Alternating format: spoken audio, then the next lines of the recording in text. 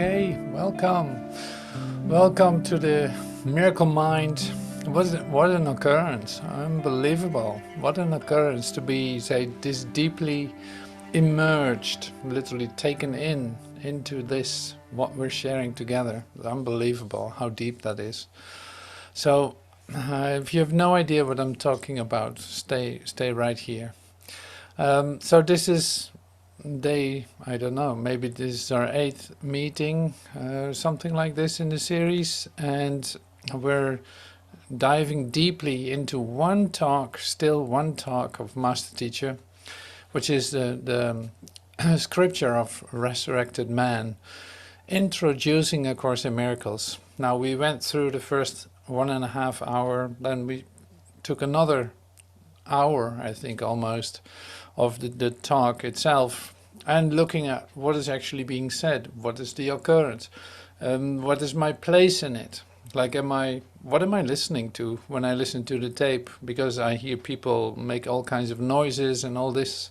There seems to be a lot of release going on, a lot of transformation, but how to look at that? Like, is this really part of me? Is this all part of me? Am I completely included in what is occurring? And then the answer is yes, indeed. Yeah, you're completely included in this. Yes, you're a whole part of it. So the changes that you see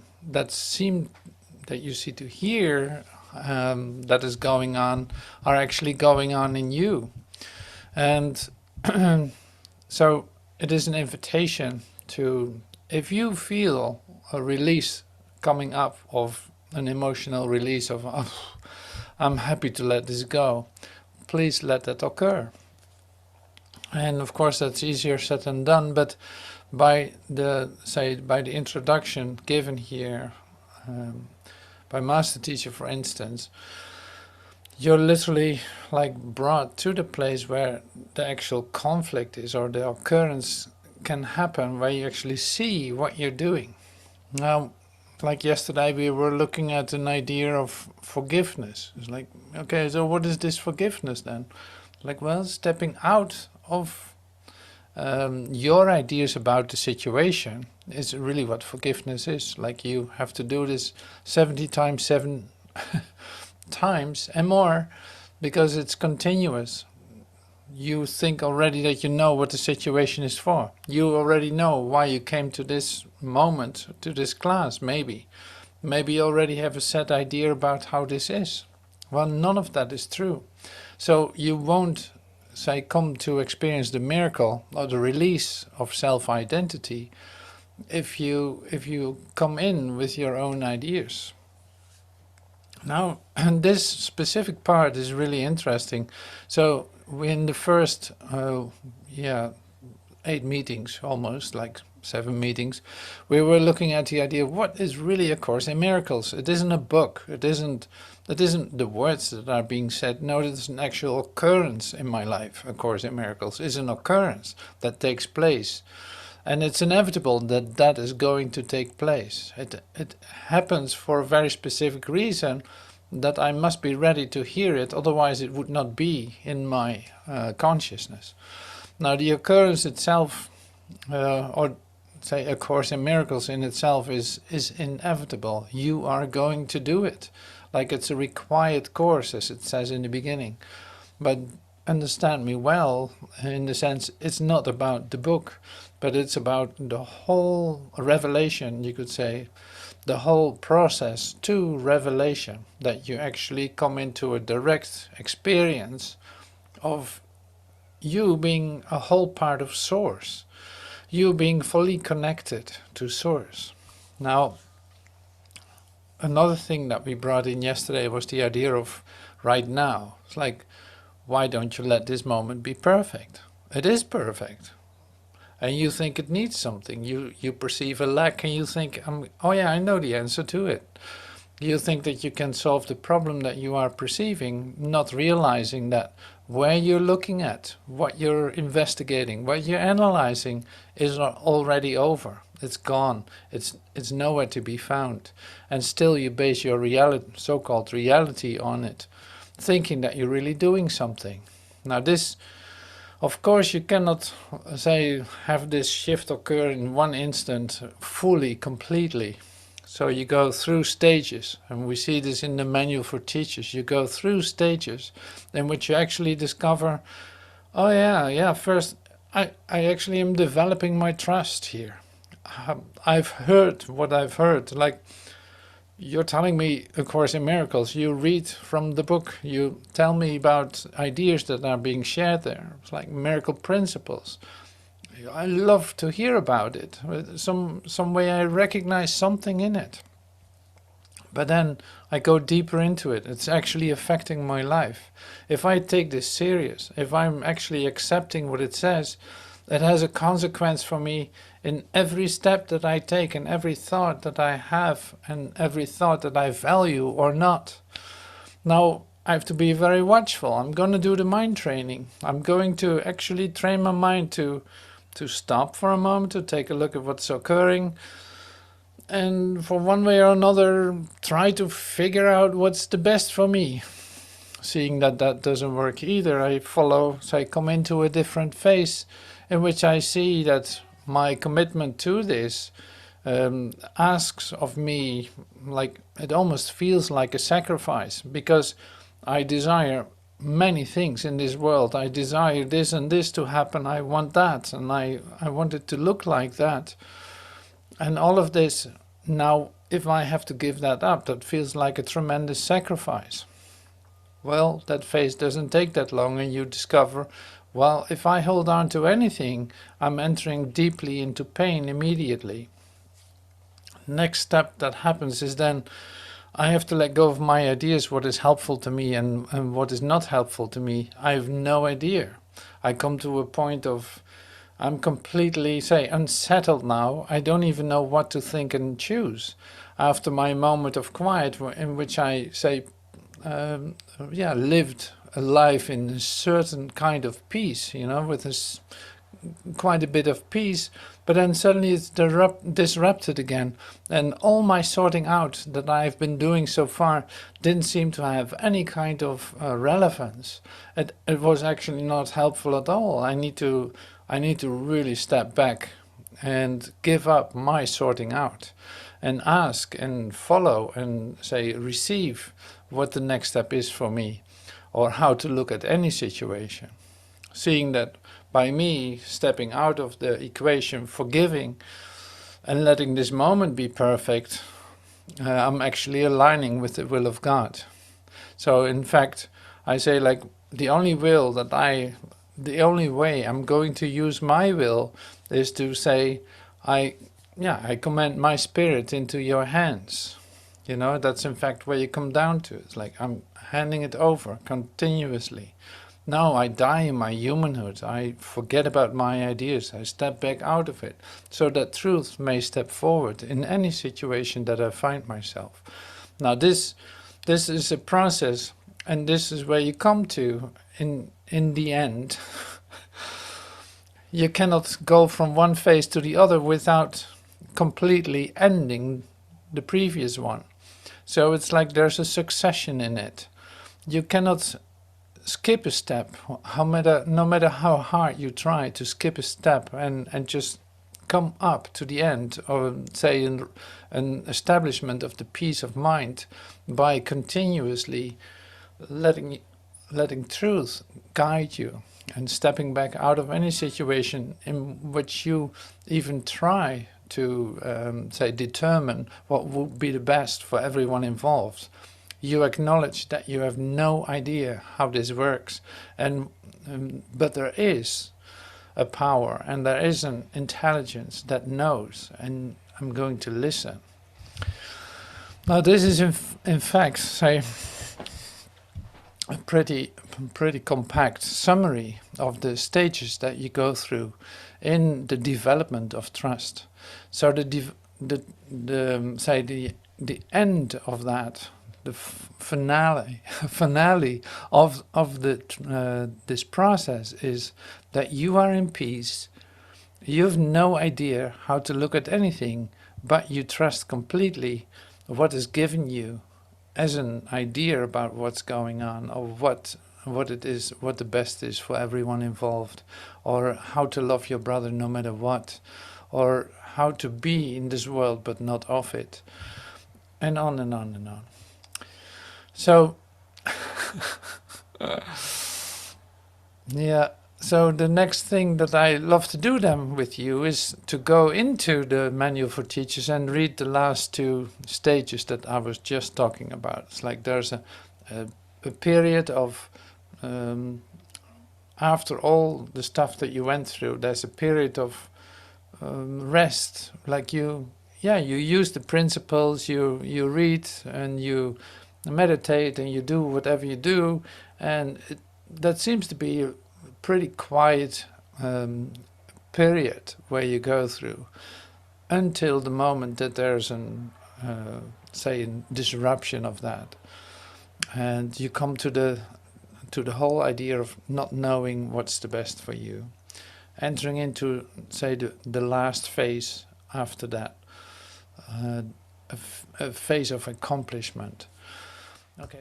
The last stages. Oh yeah, here. So B6, I start here. Now comes a period of settling down. This is a quiet time in which the teacher of God rests a while in reasonable peace. Now he consolidates his learning. Now he begins to see the transfer value of what he has learned. Its potential is literally staggering. And the teacher of God is now at the point in his progress which he sees in it. You see in it your whole way out. Like you come this far that you actually start to see that the path that you're on is leading you. It is your whole way out. Give up what you do not want and keep what you do. How simple is the obvious, and how easy to do. The teacher of God needs this period of respite. He has not yet come as far as he thinks. Oops. Yet, when he's ready to go on, he goes with mighty companions beside him. Now he rests a while, then he gathers them before going on. He will not go on from here alone. So this is beautiful. So you're not alone in this. When you have come to this place that you recognize my path is my way out. I don't know exactly how, but it is my way out. From that moment on that you start to realize that, you see that you're not alone. You're not going this way alone. So you have mighty companions beside you. So the next stage in this is indeed a period of unsettling. Now must the teacher of God understand that he didn't really know what was valuable and what was valueless, what was helpful and what wasn't. That he did not really know. He really didn't know. All that he learned so far was that he did not want the valueless and that he did want the valuable. Yet his own sorting out was meaningless in teaching him the difference. His own sorting out, the way that you sort out your things, to what is valuable, what isn't, like as if you can evaluate that, is meaningless. Yet his own sorting out was meaningless in teaching him the difference. The idea of sacrifice, so central in his thought system, had made it impossible for him to judge. He thought he had learned willingness, but now he sees that he does not know what willingness is for. And now he must attain a state that may remain impossible for a long, long time. He must learn to lay all judgment aside and ask only what he really wants in every circumstance. So this is like, yep, so get ready. Now he must attain a state that remain impossible for a long, long time. It can take a moment before you fully see it, that you must learn to lay all judgment aside. And there you have a judgment again. You're stuck in a situation that you think you can judge. And there you go again. So starting over, starting from scratch again. So this goes on and on and on. So this is, say, a very common phase in spiritual awakening of many of us. You must learn to lay all judgment aside and ask only what you really want in every circumstance. Were not each step in this direction so heavily reinforced, it would be hard indeed. Okay, so actually when you go through this and let this occur to you, you could say, you enter into the last phase, at least from developing trust, right? This is the very, very first beginning, is the development of trust. When you're in full trust, you're at the very, very first beginning. Just to not get any ideas. And finally, there is a period of achievement. It is here that learning is consolidated. Now, what was seen as merely shadows before become solid gains to be counted on in all so-called emergencies as well as tranquil times. Indeed, the tranquility is their result, the outcome of honest learning, consistency of thought and full transfer. This is the stage of real peace, for here is heaven's state fully reflected. From here, the way to heaven is open and easy. In fact, it is here. Who would go anywhere if peace of mind is already complete? And who would seek to change tranquility for something more desirable? What could be more desirable than this? All right. I love it. So where are you in your, did you come to know now in what phase you are, say, bouncing? It's like bouncing back and forth. Like no, there's a succession. You go through one phase, you do it completely, then you move on to the next. There is an overlap. Temporarily it looks like this, but it's like, no, you're shifting back and forth through the phases, but not knowing that you have to finish the first ones first before you can finally accomplish the other. You will find this out. Okay, so I don't want to be too theoretical or conceptual about this. So it is more like there's always up to the point of, let's say, the accomplishment, you could say. Even in that phase, you're still say accompanied by ideas that you can't get rid of. It's like your human ideas will still be with you, and like we said yesterday, for instance, like you're immediately tempted to pick it up. When you have an idea of accomplishment, temptation is right here. The temptation to pick up any thought in any situation. So not picking it up will be, say, the continuation of your peace, the continuation of heaven, you could say. Or you can also, say, put it in different language. Like what we saw in the start of the workbook, there's this. The transfer of training as it happens in the world is, say, the total opposite of the way that this Course in Miracles is taught. So you can attain true perception in one situation. It's going to be transferred to all situations when you allow this once to happen. But one exception, held apart from true perception, makes its accomplishments anywhere impossible. Now this is helpful to know, because what happens is this: it's like you have your great experience, you are experiencing peace. Suddenly there's a thought you pick up, and you value it, you do something with it, you really think you can do something with it, and here, for instance, you perceive a problem.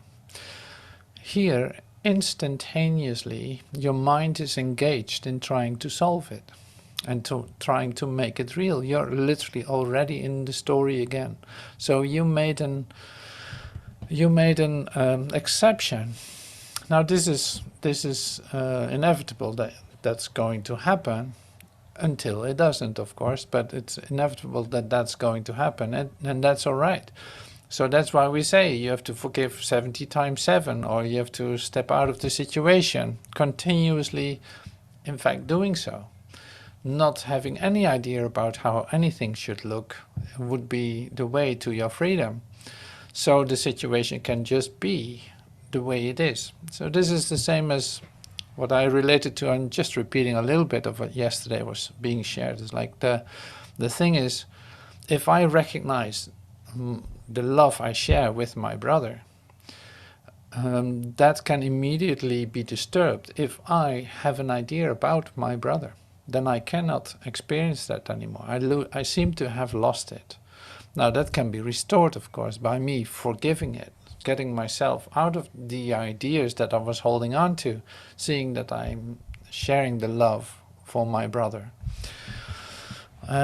So, like, this is where we need each other for, in that sense, to bring each other into trouble. In a certain sense, you bring each other into trouble, not for the reason to bring you in trouble, but it will automatically happen if you follow one of your human ideas in your mind and think that you're right.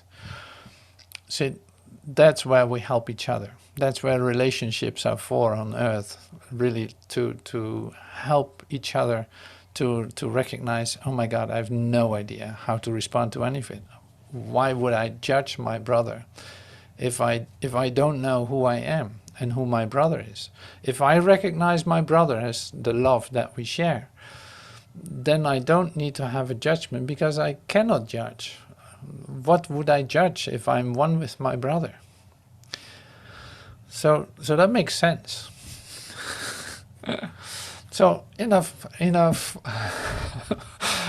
practice material, enough situations to work with this. That's so beautiful about the plan. It's like the plan for salvation is really interesting. And you see it at work in your daily life. You have conflicts, you have relationships problems, you have regrets, you have old grievances regarding relationships in the past. Well, here you have it. Now, this is exactly the theme that we're actually into today, because instead of looking at what is A Course in Miracles really, we're actually moving forward in the sense of, why is a human being resisting this? Why am I, in my human idea about myself, resisting this? Why do I keep retaining pain and sickness, despair, all this stuff? Why am I, as a human being, holding on to that? Like, what is my win in this attitude? If there wasn't a desire for that, for misery, you could say, it wouldn't be here. Now, why is a human being continuously looking for that and retaining it, holding on to it? Why is that? Why is it so hard to get rid of that out of your mind, you could say? Why am I still valuing ideas of limitation? That's a very general way of putting it. Why am I doing that? Why is that occurring?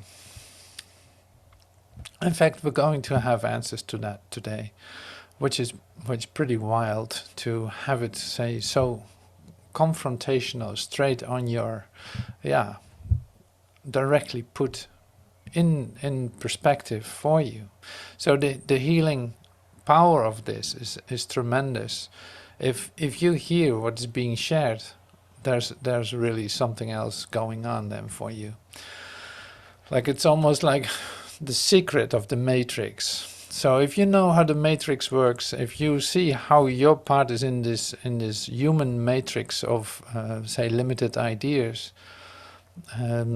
if you have the key to unlock the secret, then you don't have to be a slave by it anymore. Then you also don't have to retain it anymore. All right, so yeah, we'll see where we end up. Maybe now it's a good time to just relax with Master Teacher. We're in the aftermath, you could say, in the tape of a deep healing experience, like a deep sense of resurrection, and an opening up of resurrecting bodies, you could say, and your body is part of that. It's like it's a very physical experience to undergo all this. Imagine changing your mind about yourself and what effect that will have on your physicality. It's enormous. Yesterday we said this a little bit about the femininity, like not the masculine, but the feminine in you, like the female part of yourself, not gender, but more in the receptiveness, the going withinness instead of going out as masculine activity, has an effect even on your glandular system. Because you become receptive, you're going to use your mind in a whole different way. You're going to receive this. You're going to actually allow this. You say, give up your resistance, like in developing a trust to let truth come over you, as you could say, as an immaculate conception of that. To yourself, like a penetration of light into your system.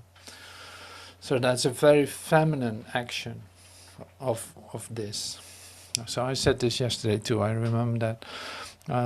So I'm repeating these things because they're so helpful to actually receive this. And also it starts to make sense when you hear the tape. It is a receptive process.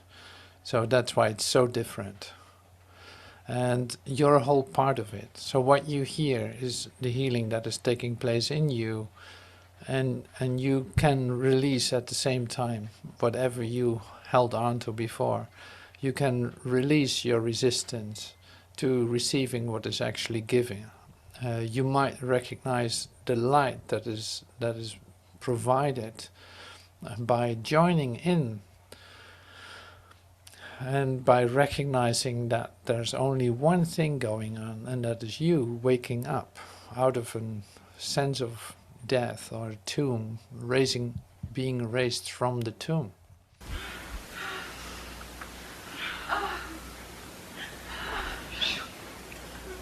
This is your contact now. There's a lot of changes going on in time. Right now, for many of you, this is the miracle of your revealing, isn't it?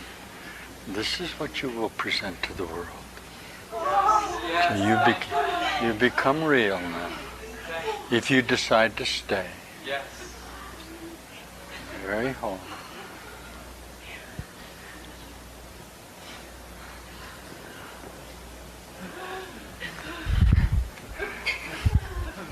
You guys look magnificent.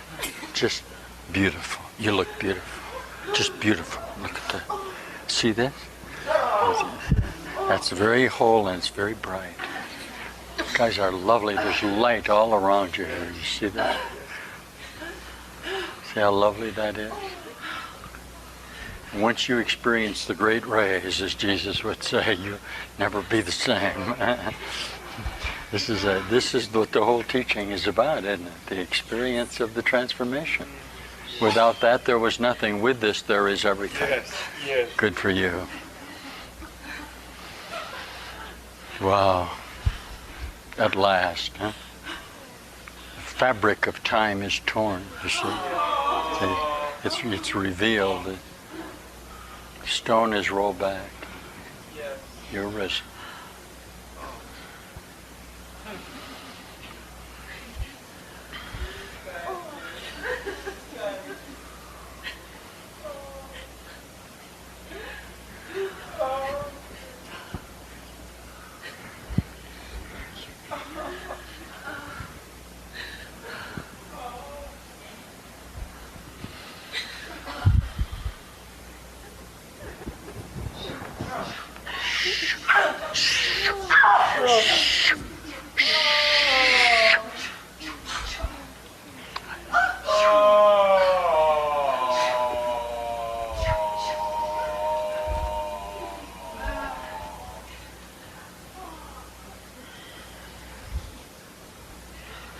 Barbie Ruth, oh my God, who is you?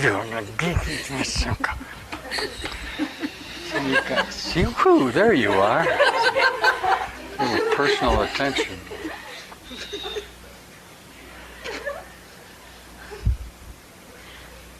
See, well, the schedule is determined by you, isn't it? Scary. There's got to be something wrong with this, huh? No, just in your mind. You have to be a little careful when it's fearful to people. You get very frightened of this. But you don't have to be afraid. This ain't gonna hurt you. This is love, and you're very fearful of love. You need to identify it. Do you see? You got what it's about. It's very difficult for you simply to experience or release. In fact, it's immoral. Maybe I'll give this lesson this afternoon. There's a defense mechanism that it makes you unable, when love really comes close to you, you defend yourself from it.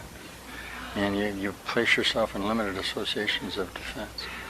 We're trying to break that barrier of perception so that you can see that you are love. Okay, and that's what's happening. Will you get it? Oh, sure. We just would not like to have you go through some more death experiences. Why get cancer to prove it again? That is to prove that you can't do it this way. That's what we're directing. These consciousnesses are undergoing death experiences. There's just no fear connected to it. They get to the veil, and instead of withdrawing from it, they release, okay? In that sense, this is a little practice, isn't it? As Jesus would say, we stand here just a moment, and he says, you're very fearful of this point, because this is the point of death to you rather than life. Do you see? It's exactly the opposite of what you think it is. Why? If you look up, you'll be released to life because you are in death. To you, it's the opposite. You're afraid that if you release that you'll be abandoned, that you'll lose yourself. You won't. These are sentences right from Master G. You'll be found. Why? Because truth is all around you. This was our whole lesson, wasn't it? And you've restricted that in your own mind. Huh? That's why it's individual. It doesn't have anything to do with the associations, does it? You guys are looking right at me here. Why? You're looking at your own projected thought in truth rather than resistance. How can I give you back more than you want reflected back to you? I can't. You're holding it. I'll give you a shiny mirror. That's what a Savior does. All a Savior really does is give you an abstract association with yourself. You're the one that demands judgment through what? Your own perceptual associations. When you release that, you go to light automatically, don't you? You become one-eyed, don't you? This is the Holy Spirit, isn't it? The Ajna Chakra, the awakening of that light in you. If your eye offends you, pluck it out. Don't let your left hand know what your right hand's doing. I like to use Jesus to do this because, boy, he was right on the mark. He taught this directly to your own individual, know ye not you must be born again. Jesus Christ's whole teaching are nothing but the transformation of body-mind. Nothing but. And he proves it a bit dramatically. He says that in the Course. I proved it in a very dramatic fashion that there is no death. Not that you die somehow into something, that there's no death. That's what you've discovered. Thank you, dear ones. I'll see you in a little bit. I don't know how much you're going to be able to eat lunch, but we'll take a little break anyway for an hour and 15 minutes or so. Okay? See what's occurred here now? How lovely that is? Can you be a part of this circle of atonement, this reordering of celestial thought, as Jesus puts it so beautifully? Is it really me that is going to do this?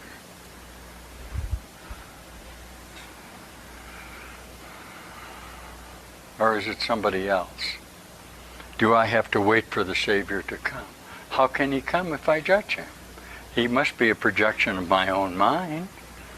How can the second coming be accomplished if he's outside of me? Need I see him perfectly to be saved? Of course. Who is your Savior then? He's sitting next to you. Where did you think he was? Could he be anywhere but here next to you? Does that require your relinquishment of your judgment? That's what I've been telling you. Are you determined to continue to judge each other and die together? Yes. Can you do that? Of course. Have you always done it? Certainly. You can't remember heaven. I'm here to remind you that it's very beautiful and very happy and very perfect. And you know it because we are there together. Okay? That's where we are.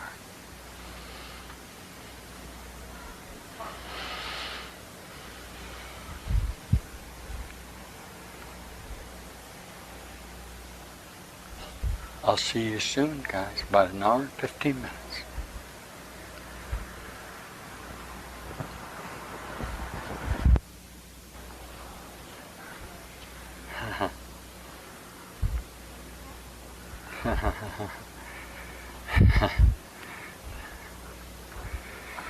Yeah, it's really something, isn't it? Are we on here? Yeah, probably. That without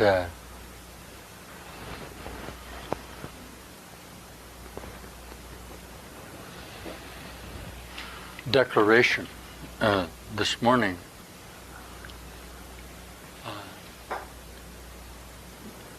is a definitive connection for A Course in Miracles with you. You may safely use it in the world, and I think you'll find that it can be fundamentally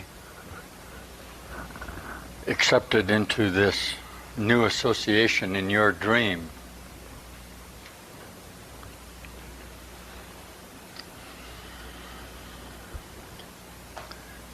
We're teaching the parting of the veil, aren't we? That you are experiencing. In a very true sense, then, this has become an experience for you. That is, a transformation of your body, mind, declaration of yourself in the association with the world and the universe. Okay. I need to spend, this is important for you, along with this declaration of wholeness, religious, from the source of the universe into the chaos, when you present the teachings of physical reassociations and deal with the fear of the overcoming of the notation of death, you must address, this is you will learn as you go out in the universe, you must address the associations of the limited consciousness that will occur in his definition of love and fear during his own transformation. All right? Why? The experiences that you are having in this new association with light or God are viewed from a temporal or perceptual association as disease. Listen, very important that you bring this into your associations. The manifestations that you are undergoing that you consider to be beneficent in regard to your own awakening are in fact, termed in the sociological, what you call psychological sickness association of mental health, to be a form of disease. Okay. Now, there is very little tolerance, or has been in Western civilization, for what used to be termed God intoxication. The mystic who runs through the street naked proclaiming, "I have found it."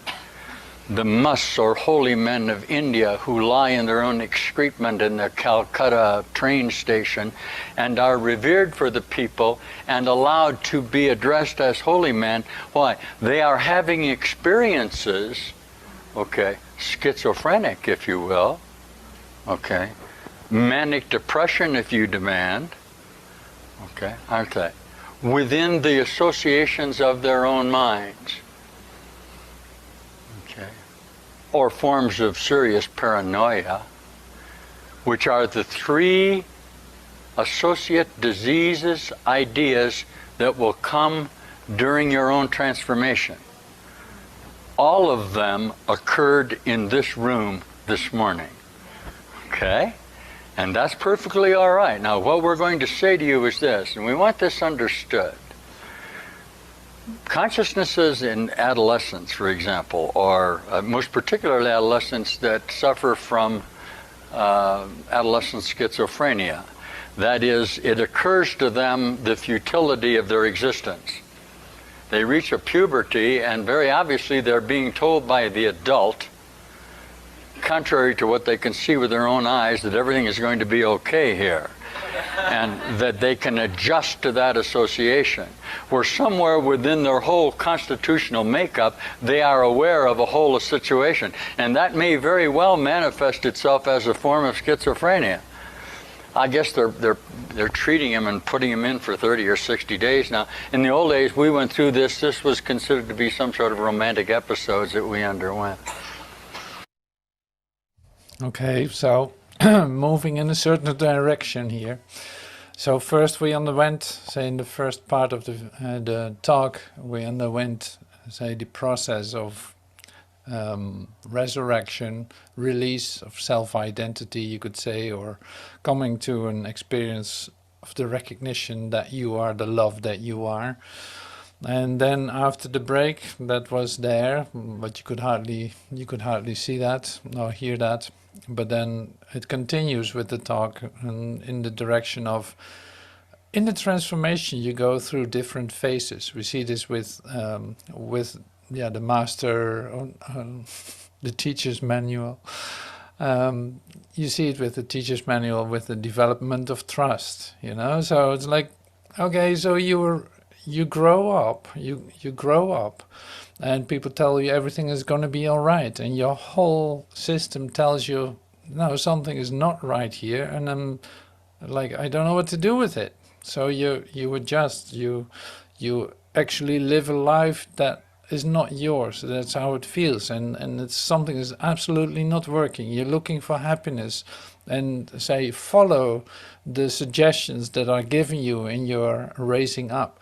You follow these suggestions, and they don't seem to work. They bring you straight into pain. So he mentions the idea of schizophrenia, manic depression, and paranoia as, say, essential moments where you go through in your transformation, and you might recognize that. So we will come to that, say, probably on one of our next classes, because we're quite in the neighborhood, so to speak, with all these talks.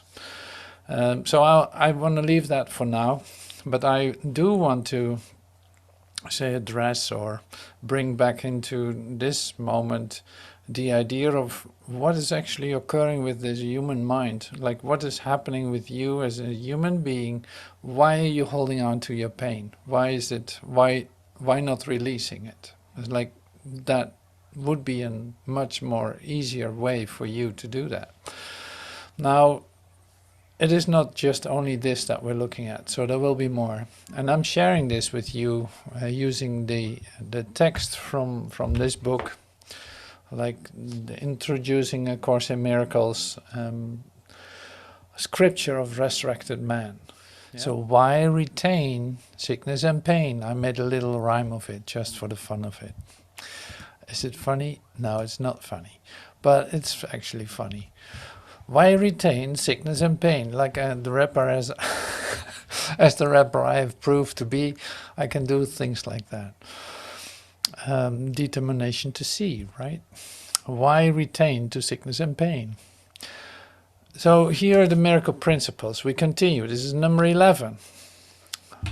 And I love the miracle principles. I use them a lot in miracle healing classes that we had, and the regular Course in Miracles classes, just because it puts you in the direction of what they are pointing to and what they actually are, without the need to define them, because that would be the limitation of them.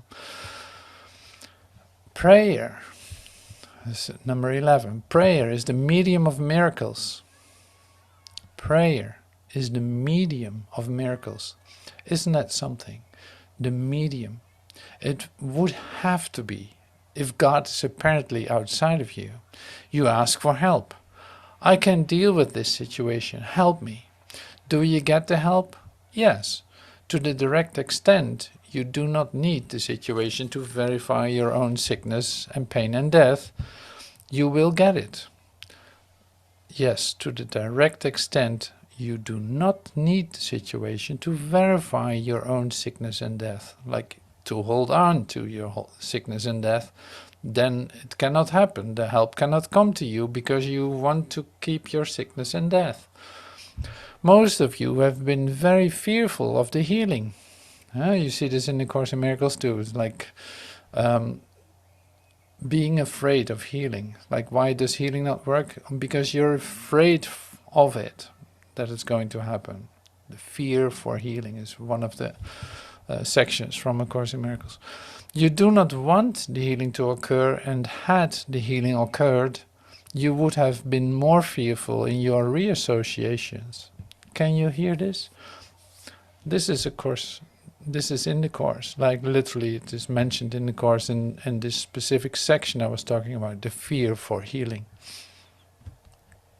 So you don't want the healing to occur because you wouldn't know what to do with yourself. Like you're so identified with the place that you actually are experiencing the sickness and death.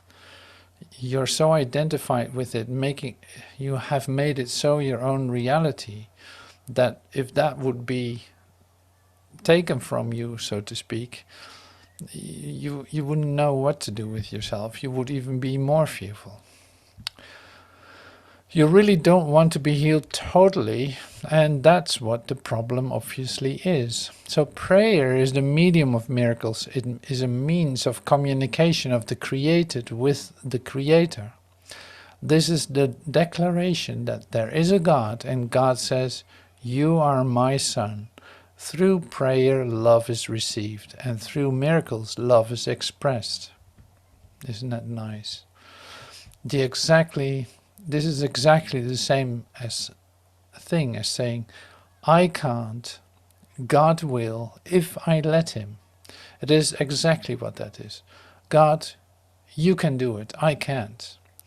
I then release my associate identities with the necessity for me to act in my own mind. What happens? The miracle.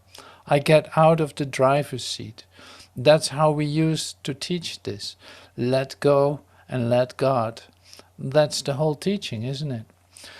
It's like it's the same thing. I can't, but God will if I let him. If I say, step back, allow the space in my consciousness to be filled with light, what can possibly be my perceived problem? Like the problem will dissolve. It will not be, there will be no solution to the problem. No, the problem dissolves when I allow that space in my consciousness.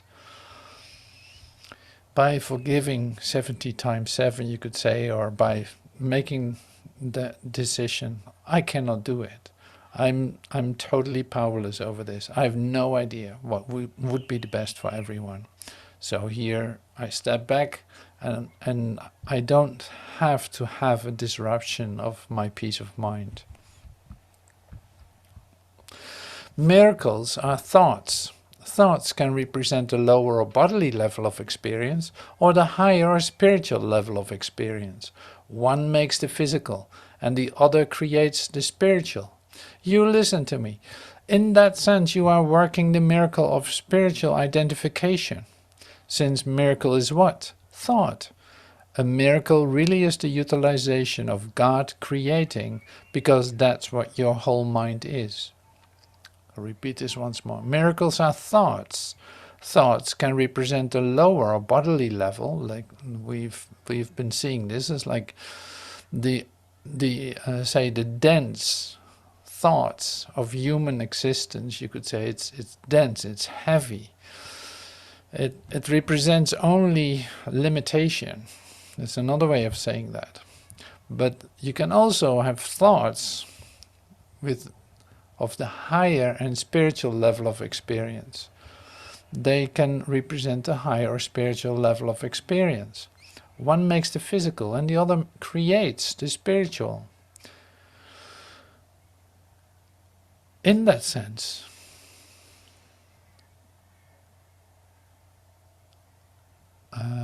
wait, do I hear something here? No, okay. In that sense, you are working the miracle of spiritual identification. See, in that sense, you choose that. Like, not my thoughts. I have no idea what to think about this.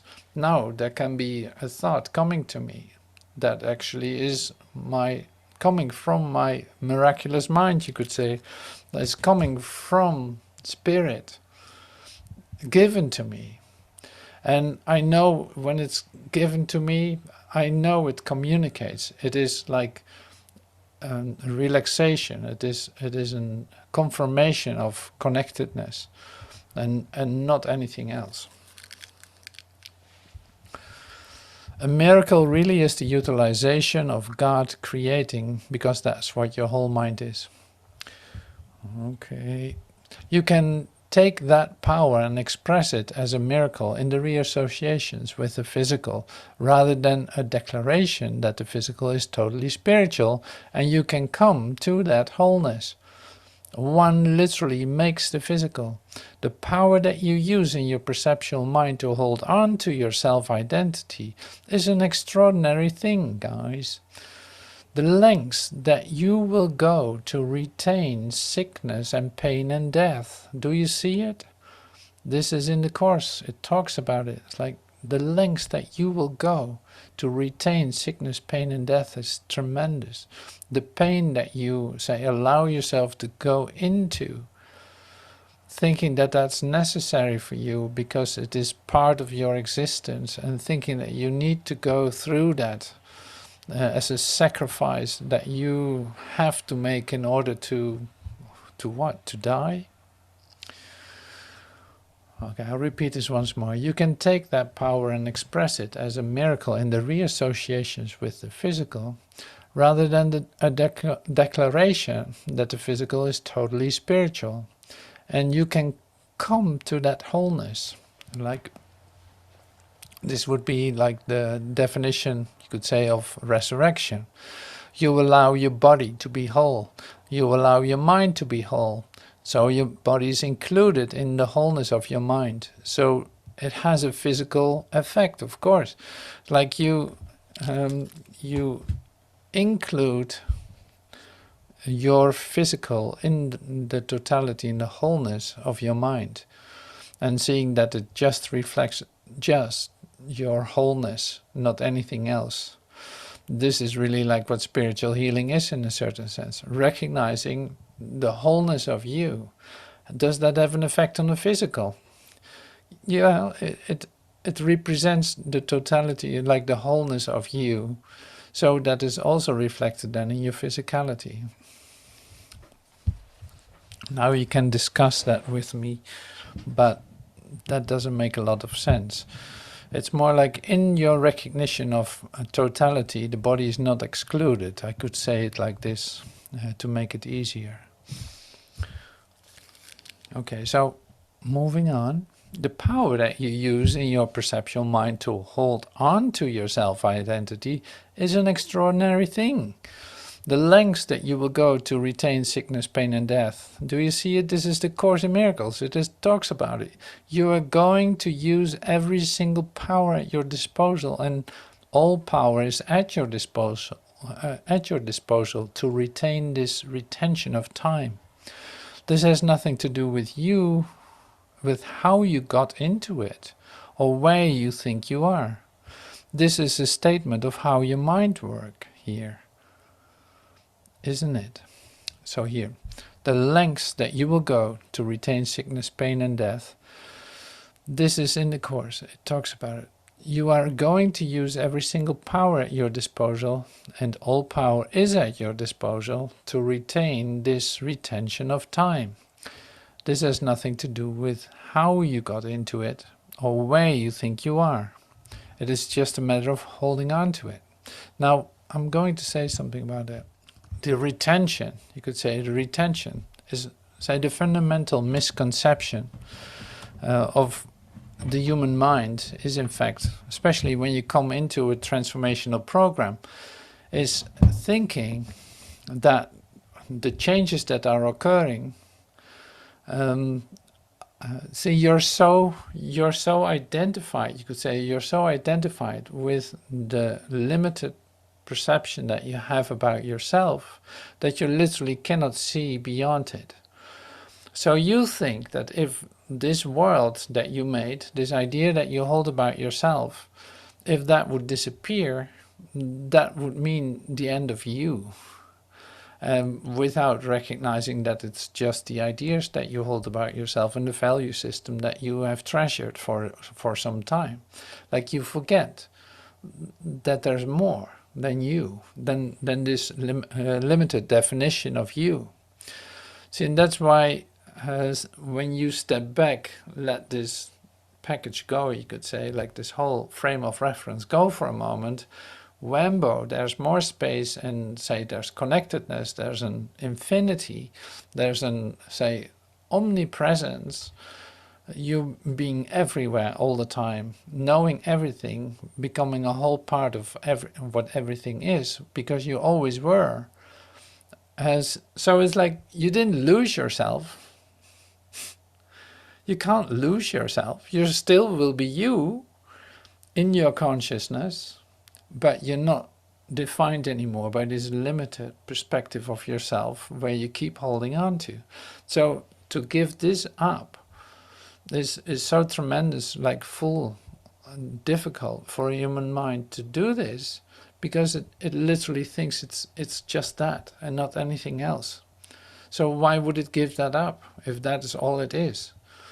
Like, you must start to have experiences of that there's something outside of this in order, so you were developing trust to let go of this for just a moment, to see that there's nothing lost, to see that it's not the end of you. No, it's the end of how you have defined yourself.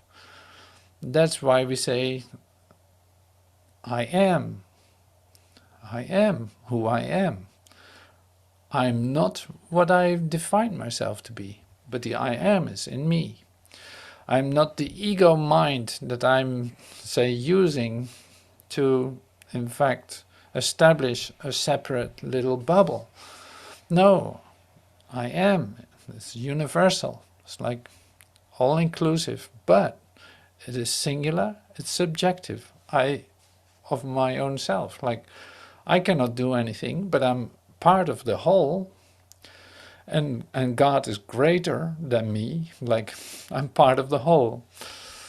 Now all this starts to make sense if you see it like this. So that the most of the fear lies exactly in the spot where you see that you believe that you're the self-definition. Okay, so I thought I'd throw that in just for the clarity of it all. Miracles are both beginnings and endings, and so they alter the temporal order. This is what I told you earlier. This is a statement that somewhere in time you are whole. Somewhere in time you are whole. You have to be, because you are coming to that wholeness, so that must already be there. This says that the temporal order is altered, so that the future can influence the past, rather than the past influence the future. Since you never knew this before, we must allow for a further sequencing of your mind later on in your time associations, so that the miracle can be performed. That's what we're doing, isn't it? We are changing your perceptual associations within the direction of time, literally. That is what is happening. We are changing your perceptual associations within the direction of time. That's what's happening. All right, so this is what I wanted to share. Almost made it in time, and not that we're in any kind of rush.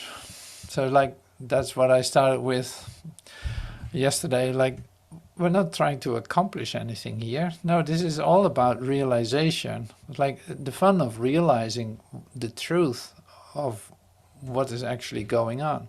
Is there a reason to retain sickness and pain? No. Do you have a reason to retain? Yes, there might be. You might have very good reasons to hold on to it. Thinking that you're this, say, limited definition of yourself and that there's nothing outside of that, or maybe there's something outside of it. You might want to consider that there must be something, or you are confronted with a situation in which you suddenly realize, oh my God, what have I been thinking? And for many of us, it goes that way, that you suddenly start to realize, what have I been doing? There must be something else. Well, this is mostly where the Course in Miracles can come into your life, or any path that will lead you directly out of the limited view of humanity, you could say, or the limited view that you have been treasuring and thinking that that is all that you are. Breathe. Yeah. So this is great. Thank you so much for joining me in, say, developing the trust that you don't have to sacrifice the peace of mind by anything that's being presented by the human idea about yourself. Like nothing needs to disturb your peace. When it disturbs you, seems to disturb your peace, you can, say, come back to this, literally by asking for help and letting God do that for you, like literally allowing God to be God, you could say, and allowing yourself to be yourself instead of a limited association, a limited definition of yourself. So thank you for putting up with what I'm bombarding you with, and great that you're here. Thank you for everything, and see you soon.